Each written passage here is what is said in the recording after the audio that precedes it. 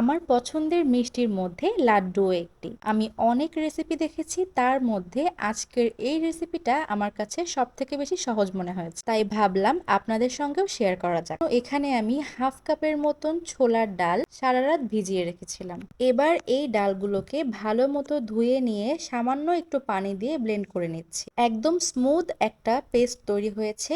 এখন এগুলোকে পছন্দ মতো শেপে ভেজে নিচ্ছি। খেয়াল রাখতে হবে খুব বেশি যেন ভাজা না হয়। কয়েকটা ব্যাচে সম্পূর্ণ পেস্ট ভেজে নিচ্ছি। এরপর এগুলোকে ঠান্ডা করে নিয়ে হাত দিয়ে একটু ভেঙে নিয়েছি। এবার এগুলোকে আবারও ব্লেন্ড করে নিব। তবে এবার কিন্তু এগুলোকে সম্পূর্ণ পাউডার ফর্মে আনা যাবে না, একটু দানা দানা একটা টেক্সচার আসবে। এবার চিনির শিরাটা তৈরি করে নিচ্ছি। আমি কিন্তু এখানে কোনো কিছুই মেপে ইউজ করিনি, আন্দাজ মতো সবকিছু নিয়েছি। চিনির মধ্যে সামান্য পানি দিয়ে দিচ্ছি, তারপর দিয়ে দিচ্ছি 2টা এলাচ। চাইলে এখানে এলাচের পাউডারও ইউজ করা যাবে। এবার এই চিনি পানির মিক্সটাকে বেশ কিছুক্ষণ জাল করে চিনির শিরা তৈরি করে নিতে হবে। আমি এখানে একটা ভুল করে ফেলেছি, সেটা হচ্ছে ফুড কালারটা এই পর্যায়ে দিয়ে দেওয়া উচিত ছিল। যেটা আমি ভুলে গিয়েছিলাম, সেটা আমি লাস্টে অ্যাড করে দিব।